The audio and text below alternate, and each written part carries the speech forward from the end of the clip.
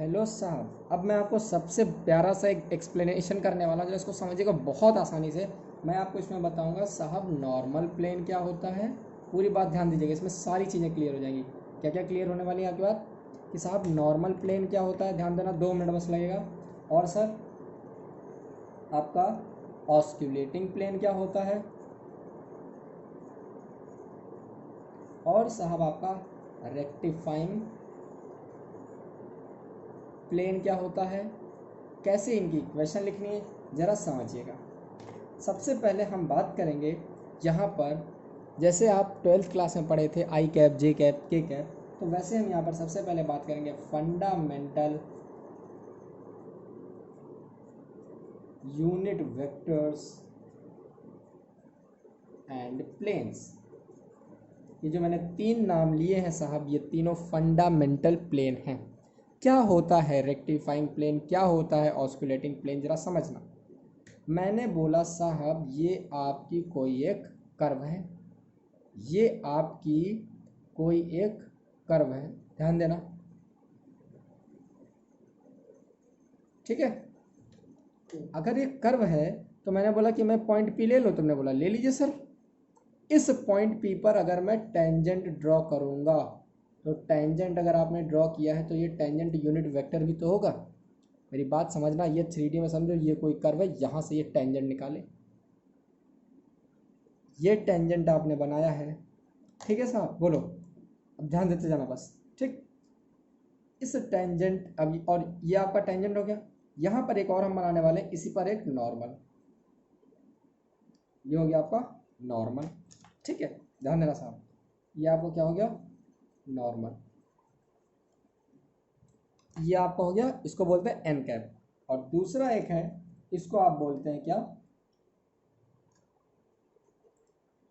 By normal. ध्यान दीजिए साहब, ये आपकी हो गई टेंजेंट, ये आपकी प्रिंसिपल नॉर्मल, और ये हो गई आपकी बाई नॉर्मल। कैसे किसको डिफाइन किया है समझना। आप याद करो ऑस्कुलेटिंग प्लेन क्या होता था सर, द प्लेन जिसकी class greater than equal to 2 होती थी, जो पॉइंट पी और वो टेंजेंट और कुछ नेबरिंग पॉइंट, मतलब ऑस्कुलेटिंग प्लेन में क्या होता था, टेंजेंट। तो साहब ये वाला आपका जो प्लेन है, इस प्लेन को क्या बोला गया, इस प्लेन को बोला गया ऑस्कुलेटिंग प्लेन। कोई मेरे को देख के बताए कि ऑस्कुलेटिंग प्लेन में कौन कौन है, बताओ साहब, ऑस्कुलेटिंग प्लेन में कौन कौन है। सर ऑस्कुलेटिंग प्लेन में आपका एन है और टी है। मैं यहाँ पर लिख दे रहा हूँ साहब, एन आपका है प्रिंसिपल नॉर्मल, स्पेलिंग गलत हो गई प्रिंसिपल की, और बी आपका है बाई नॉर्मल। तो अगर मैं आपसे, और टी तो जानते ही हो आपका क्या, tangent normal, sorry tangent unit vector, है ना, टेंजेंट यूनिट वेक्टर।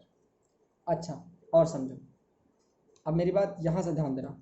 ये जो आपका प्लेन आ गया है साहब, ये कौन सा प्लेन आ गया, यहाँ पर नाम लिख दिया जाए ऑस्क्यूलेटिंग प्लेन। तो अगर मैं आपसे बोलूँ साहब ऑस्कुलेटिंग प्लेन समझ में आया है, तो आप कहोगे बिल्कुल आ गया है। तो आप मेरे को ऑस्कुलेटिंग प्लेन की इक्वेशन लिख के बताओ, कैसे लिखेंगे। अगर अब इनको साहब ऐसे समझो, ये आई कैप हो गया, ये जे कैप हो गया, ये के कैप, एकदम वैसे ही रटना है। तो अभी हम यहाँ से बताएंगे सारी बातें, अब समझना मेरी बात। ये आपका ऑस्कुलेटिंग प्लेन हो गया, ठीक। अब ये आपका टेंजेंट, ये बाई, ये कौन सी नॉर्मल बोलो, प्रिंसिपल नॉर्मल, ये बाई नॉर्मल, बी से बाई नॉर्मल। अच्छा एक और बात, ऑस्कुलेटिंग प्लेन की अगर मैं बोलूँ इक्वेशन बताओ तो क्या बताओगे। अच्छा ये बताओ, बी कैप इस पर नॉर्मल है कि नहीं, है ना नॉर्मल। तो मैं बोलूँगा इसकी ऑस्कुलेटिंग प्लेन की इक्वेशन लिखो, तो क्या लिखोगे साहब, ऑस्कुलेटिंग प्लेन की इक्वेशन लिखोगे, बोलो आर माइनस आर, ठीक है। और डॉट, डॉट प्रोडक्ट जीरो होता है ना जो परपेंडिकुलर होता है, कौन है इसमें perpendicular, B, dot B cap बराबर जीरो। एक और बात क्लियर हुआ, अच्छा सर। अब एक प्लेन ऐसा बताइए जो टेंजेंट को कंटेन करे, और किसको कंटेन करे, बाई नॉर्मल को। तो ये आपका ऐसा प्लेन बनेगा, बोलो, ये जो आपका प्लेन है, जमीन मान लो ये आपकी, इस प्लेन का नाम है साहब रेक्टिफाइंग प्लेन। क्या नाम है, रेक्टिफाइंग प्लेन। अच्छा साहब, रेक्टिफाइंग के परपेंडिकुलर कौन है बोलो, एन कैप। रेक्टिफाइंग के परपेंडिकुलर कौन है, एन कैप। अगर मैं आपसे बोलूँ साहब रेक्टिफाइंग की आप इक्वेशन लिखो तो आप क्या बोलोगे sir, R minus R. R क्या होता था सर, वो पॉइंट, याद करो यार ये सब चीज़ें, एक पॉइंट इस पे होता था, है ना, आर माइनस आर, ठीक, डॉट, डॉट बताओ अब खुद बोलो, अब इसके परपेंडिकुलर है क्या, ये है क्या, ये है sir N cap, dot N cap बराबर 0।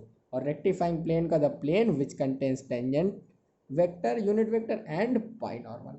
सर ऑस्कुलेटिंग प्लेन हो गया, रेक्टिफाइंग प्लेन हो गया, और एक और कौन सा बचा, नॉर्मल प्लेन। इसको नाम ऐसे याद रखो कि दोनों नॉर्मल इसी प्लेन में लाई करती हैं। इसका नाम क्या हो गया आपका, नॉर्मल प्लेन। आई होप कि ये सब समझ में आ रहा होगा आपको, ठीक। अब नॉर्मल प्लेन की इक्वेशन क्या होगी साहब, और नॉर्मल को लिखा sir R minus R, very good. अच्छा बताओ इसके परपेंडिकुलर कौन है, क्या ये है, क्या ये है, नहीं सर, डॉट टी कैप बराबर 0। These are the equation of the corresponding planes, ठीक। ये अपना डायग्राम हो गया, हमेशा दिमाग में रखना। साहब टी आपका यूनिट टेंजेंट हो गया, ये आपका नॉर्मल हो गया, ये प्रिंसिपल नॉर्मल हो गया, ये आपका बाई नॉर्मल हो गया, ये प्लेन हो गया। एक और बात सुनो साहब, अगर आपसे मैं बोलूं कि ये बताओ मेरे को कि जैसे आप पढ़ते थे आई क्रॉस जे, याद आ रहा है, तो आप क्या करते थे वहाँ पर, सर वहाँ मैं एक साइकिल बना लेता था, बनाते थे कि नहीं बनाते थे, आई लिखते थे यहाँ, जे यहाँ लिखते थे, के यहाँ लिखते थे, आई क्रॉस जे सर के होगा, मुझे पता है ये चीज़, ठीक। तो वैसे ही साहब यहाँ आई की जगह कौन है, एक्स की जगह कौन है, बोलो, टी है। तो यहाँ पर हम क्या लिखेंगे, याद रखना, टी आपका ये एन और ये आपका बी कैप, ठीक है, इस साइकिल याद रखना। अब मैं अगर आपसे पूछूं साहब कि बताओ मेरे को टी क्रॉस एन, तो तुम बोलो टी क्रॉस एन क्या आएगा सर आ जाएगा बी कैप। मैं बोलूँ बच्चा बी क्रॉस टी, तो तुम क्या बोलोगे sir, B cross T N cap आ जाएगा। अगर मैं तुमसे बोलूँ कि मेरे को बताओ एन क्रॉस टी, तो क्या हो जाएगा सर, एन क्रॉस टी, उल्टा जा रहे हैं ना, देखो आएगा सर बी, लेकिन हम गए उल्टा तो आ जाएगा माइनस। क्लियर हुई चीज़ें, यहाँ पर छोटी छोटी बातें थी और ये बहुत इंपॉर्टेंट बातें हैं, तो सारी बातें मैंने बता दिया जो भी रिलेटेड है इससे, ठीक है यार। तो थैंक यू क्लास, अगर अच्छा लगा तो प्लीज़ एक और बात, हाँ एक और बात, अगर किसी को यार इसका जिसको नोट चाहिए, देखो कितना अच्छा सा डायग्राम बना ही दिए, आप इसको स्क्रीनशॉट ले सकते हैं, और अगर नोट चाहिए तो आप मेरे को हाँ इस पर याद कर सकते हैं 8601947997, ठीक है। इस चैप्टर के पूरे नोट्स मैं प्रोवाइड कर दूंगा। और थैंक यू क्लास, यार पढ़ते रहो, अच्छे से रहो, खुश रहो, लाइक कर दो, कमेंट कर दो यार, है ना, और सपोर्ट करते रहो प्लीज़ यार, ये चैनल स्टार्ट किया, हेल्प करो, मेरे को आपकी हेल्प चाहिए बस। Thank you class.